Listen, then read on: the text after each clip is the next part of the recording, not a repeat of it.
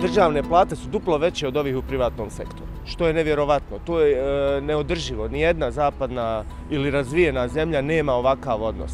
Mi da bi radili na tome moramo izrazito insistirati na poboljšanju klime za ulaganje, a to znači za otvaranje radnih mjesta. Nije uopšte bitno da li je to strano ulaganje ili domaće, bitno je samo da su radna mjesta, da su u privatnom sektoru, jer onda iz toga kroz doprinose i poreze punimo budžet gdje se svi drugi odatle onda hrane.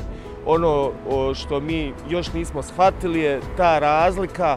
Mi još uvijek posmatramo privatnike kao neke ljude koji su tu da zarade preko naših leđa ili nešto slično. To uopšte nije istina.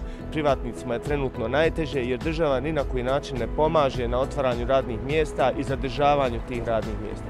Znači, prvo promjena svijesti, a onda sve ove dobre prakse koje vidimo možda već i u regiji.